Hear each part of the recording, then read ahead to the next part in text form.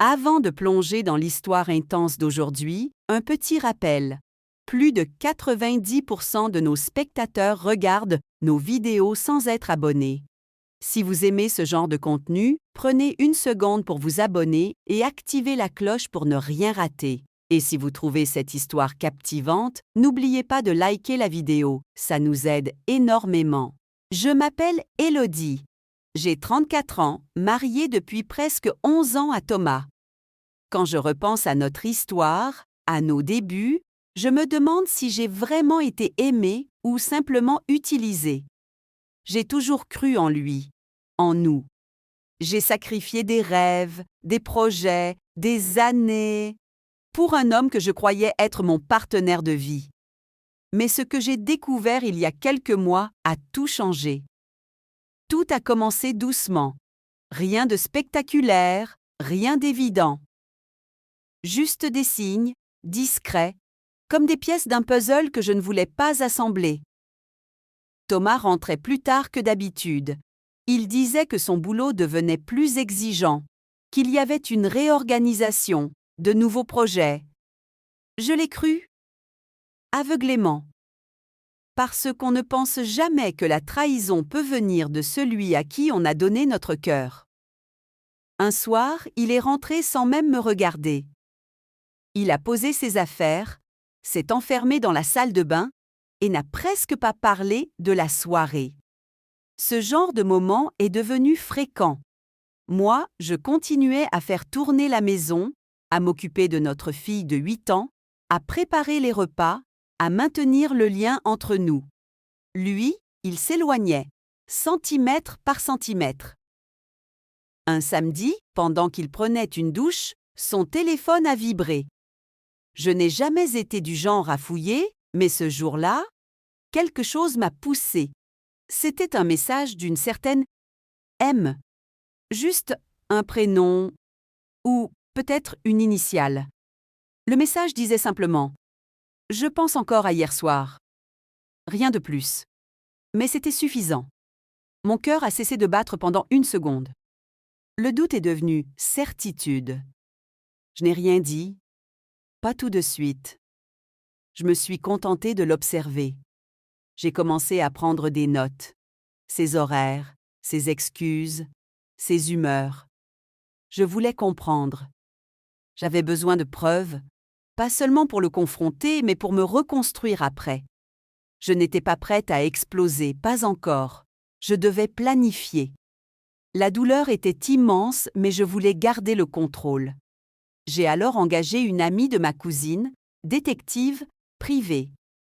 Discrète, efficace. En 2 semaines, elle m'a ramené des photos, des lieux, des dates. Il voyait cette femme 2 fois par semaine, parfois pendant sa pause déjeuner, parfois en soirée. Il se retrouvait dans un appartement loué sous un faux nom. Il avait bâti une double vie, organisée, méticuleuse.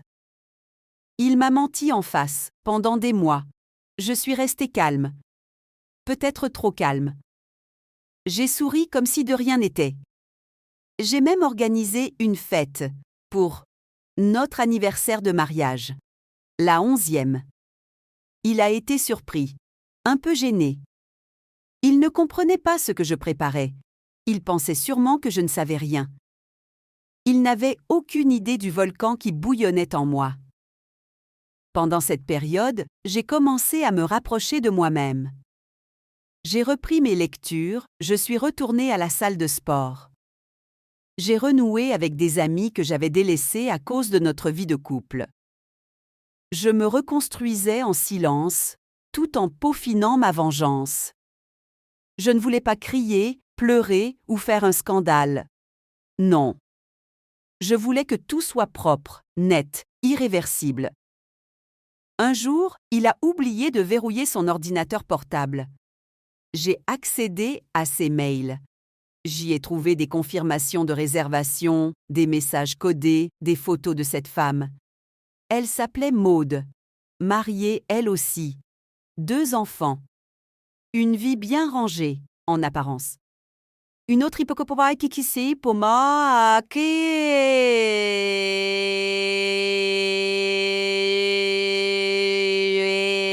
et à l'amoureuse secrète. J'ai tout sauvegardé. Je gardais ses preuves comme des armes, prêtes à être dégainées au moment parfait. Mais je ne voulais pas juste lui faire mal. Je voulais lui faire perdre ce qu'il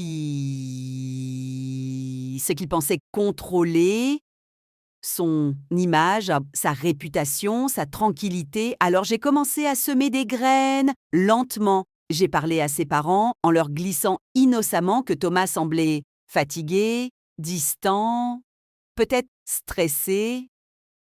J'ai envoyé une lettre anonyme au mari de Maude avec juste assez d'indices pour éveiller ses soupçons. Je voulais que la vérité le rattrape, mais sans que cela vienne de moi. Que le monde s'écroule autour de lui. Pendant que moi, je me tenais droite. J'ai consulté une avocate. Discrètement. Elle m'a expliqué mes droits, les options, les risques. J'ai commencé à préparer un dossier, avec les preuves, les relevés bancaires, les messages. J'ai ouvert un compte bancaire à mon nom uniquement. J'ai mis de côté de l'argent, petit à petit. Je ne voulais pas être prise au dépourvu. Je voulais sortir de cette cage avec dignité. Je n'ai rien dit à ma fille. Elle est encore trop jeune pour comprendre. Mais je me suis promis de lui montrer un jour que sa mère n'était pas faible, que le pardon est parfois possible, mais que la trahison répétée mérite des conséquences. Puis est arrivé le jour que j'attendais. Une date symbolique. Le jour où nous avions emménagé dans notre maison, 6 ans auparavant. Il pensait que j'allais préparer un dîner spécial, comme chaque année. Mais ce soir-là, j'ai mis la table pour 3. Et j'ai invité une invitée surprise. Le soir du dîner surprise, j'avais tout préparé. Le repas était posé sur la table, les bougies allumées, la maison silencieuse. J'avais dit à Thomas de rentrer un peu plus tôt ce soir-là. Il pensait que c'était pour fêter notre date d'emménagement. Il ne se doutait de rien. Maude est arrivée la première. Oui, Maude, l'autre femme. Ce n'était pas un coup de folie. C'était une décision calculée. Je l'avais contactée 2 semaines plus tôt via un compte anonyme, lui faisant croire que j'étais une connaissance de son mari. J'avais laissé entendre que son petit jeu risquait de se retourner contre elle. Elle avait paniqué. Elle m'avait écrit d'un ton sec, défensif. Puis elle avait accepté qu'on parle. Juste entre femmes, disait-elle. J'avais souri. Quelle ironie! Je l'ai reçue avec politesse, un calme glacial dans la voix. Elle s'attendait peut-être à des cris, des larmes, mais elle a trouvé une femme assise, droite, qui savait tout et contrôlait chaque seconde de la soirée. Je lui ai servi du vin, qu'elle a à peine touché. Je lui ai montré les photos, les messages, les preuves. Elle a blêmi. Elle ne niait plus. Elle a commencé à parler d'erreurs, de sentiments, d'amour. Je l'ai interrompue. Je ne voulais pas ses justifications. Je voulais sa terreur. Je lui ai dit qu'elle devait rester, qu'elle devait être là quand Thomas rentrerait, qu'elle allait lui dire la vérité, en face. Elle a voulu partir. Je lui ai montré une copie de la lettre que j'avais préparée pour son mari, prête à être envoyée si elle se défilait. Elle est restée, muette, écrasée par sa propre lâcheté. Thomas est rentré à 19h20, comme prévu. Quand il est entré dans le salon et qu'il a vu Maude assise dans notre fauteuil, il a figé. Puis il m'a regardé, confus. Il a tenté de parler, de balbutier une explication, mais j'ai levé la main. « Assieds-toi. » C'est tout ce que j'ai dit. Ce soir-là, il a compris qu'il n'avait plus le contrôle. Plus aucun pouvoir. Je leur ai fait lire à voix haute certains de leurs messages. Je les ai regardés s'effondrer dans leur honte, incapables de soutenir mon regard. Ce n'était pas une scène de vengeance violente. C'était pire. Une mise à nu. Froide. Méthodique. Inoubliable. Je leur ai dit que j'allais divorcer. que j'avais déjà engagé une avocate, que toutes les preuves étaient prêtes, que je demanderais la garde exclusive de notre fille, et que s'il essayait de nier, de mentir ou de me faire obstacle, j'irais plus loin. Je savais des choses sur ses finances, sur ses arrangements douteux avec son entreprise. J'avais de quoi ruiner sa carrière. Il n'a pas répondu. Il n'a pas nié. Il était brisé. Maude, elle, est partie en silence. Je ne l'ai plus jamais revue. Je suppose qu'elle a dû affronter son propre enfer à la maison. Ce n'était plus mon problème. Les jours qui ont suivi ont été étranges. Thomas a tenté de me parler, de s'excuser, de promettre qu'il changerait. Mais je n'écoutais plus. Mon cœur était fermé. Je dormais dans une autre chambre. Je ne préparais plus ses repas. Je ne lavais plus ses vêtements. Je ne faisais que ce qu'il fallait pour ma fille. Le reste, il ne faisait plus partie de ma vie. J'ai entamé les procédures. Lentement, mais sûrement. Il a voulu négocier, éviter les scandales. J'ai accepté, à condition qu'il me laisse tout. La maison, la garde, une pension décente. Il a signé. Il savait que je ne bluffais pas. Mais je n'en avais pas fini. Je savais qu'il tenait à son image, surtout au bureau. Il se croyait respecté, irréprochable. Alors j'ai envoyé un courrier anonyme à son service RH avec juste assez d'éléments pour faire naître le doute. Pas d'accusation, directe, juste une ombre. J'ai appris quelques semaines plus tard qu'il avait été déplacé dans un autre service, moins exposé. C'était subtil, mais douloureux pour lui. Et moi?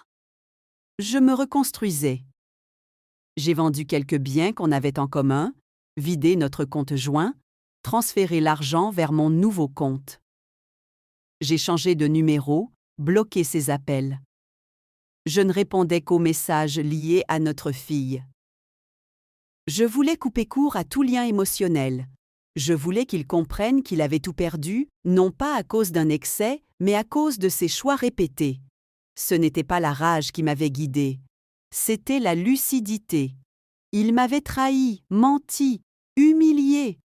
Et moi, je l'avais démonté pièce par pièce. Sans cri, mais avec stratégie. Un jour, en allant chercher ma fille à l'école, je l'ai croisé. Il m'a regardé comme un inconnu regarde une œuvre qu'il a détruite. Il a voulu me dire quelque chose, mais je suis passée sans m'arrêter. Le silence était ma réponse. Je ne cherchais pas à ce qu'il souffre pour souffrir.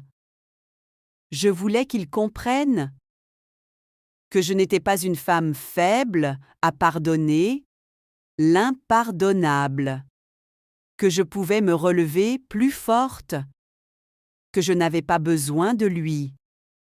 Et je crois qu'il l'a compris, ce jour-là. Mais ce n'était pas la fin. J'avais encore une chose à accomplir. Un dernier acte, le plus symbolique, celui qui allait clore ce chapitre. À ma manière. Voici la dernière partie de l'histoire d'Élodie, une conclusion propre, puissante et centrée sur la Renaissance après la trahison. Environ 3000 à 4000 caractères, conforme à YouTube. Il restait un dernier détail. Quelque chose pour moi, pas pour lui. Un acte final, non pas de vengeance, mais de libération. J'ai repensé à cette maison, à chaque pièce où des souvenirs s'étaient mélangés aux mensonges. Chaque recoin avait absorbé mes larmes, mes soupçons, mes silences. Je ne pouvais pas rester là. Pas éternellement. Alors, j'ai pris une décision. J'ai vendu la maison. Oui, celle que nous avions achetée ensemble, décorée ensemble, celle où j'avais cru bâtir un avenir. Je l'ai mise sur le marché discrètement et en moins d'un mois, j'ai trouvé un acheteur. Le prix n'était pas ce qui comptait. Ce que je voulais, c'était fermer cette porte définitivement. Le jour de la signature, je suis entrée une dernière fois dans le salon. J'ai regardé les murs, les meubles, le cadre de notre photo de mariage que j'avais laissé tomber au fond d'un tiroir. Et j'ai souri. Pas un sourire de tristesse, mais un sourire de soulagement. Je partais libre. Enfin. J'ai loué un petit appartement près de mon travail. Lumineux, simple, avec une vue sur un parc. Un endroit neutre, sain, neuf. J'y ai emménagé avec ma fille et très vite, j'ai senti qu'un poids immense s'était envolé. Elle aussi semblait plus légère. Comme si, sans le dire, elle avait perçu tout ce que je portais depuis des mois. J'ai repris mes études en ligne pour obtenir une certification en gestion. Je voulais avancer, évoluer, retrouver mon autonomie complète. Chaque jour, je reconstruisais ma vie brique par brique. Et je me redécouvrais. Forte. Lucide. Imparfaite. Mais vraie. Thomas ? Il a tenté de revenir plusieurs fois. Des lettres, des appels, des « je regrette ». Je ne les ai jamais lus entièrement. Je ne voulais plus d'explications, plus de justifications. Ce qui avait été brisé ne pouvait plus être recollé. Je n'étais plus cette femme-là. J'avais grandi, traversé l'incendie, et j'étais sortie de l'autre côté, brûlée peut-être, mais debout. Un jour, ma fille m'a dit « Tu sais, maman, je te trouve très courageuse. » Je n'ai rien répondu tout de suite. Je me suis contentée de la prendre dans mes bras. Parce qu'au fond, c'était ça ma vraie victoire. Pas d'avoir puni un homme infidèle, mais d'avoir montré à ma fille qu'on peut tomber, se relever et choisir la dignité. Je ne raconte pas mon histoire pour qu'on m'applaudisse. Je la raconte pour celles et ceux qui vivent dans le doute, la douleur, le silence. On croit souvent que la vengeance, c'est la colère. Mais la vraie revanche, c'est la paix. Et aujourd'hui, je suis en paix.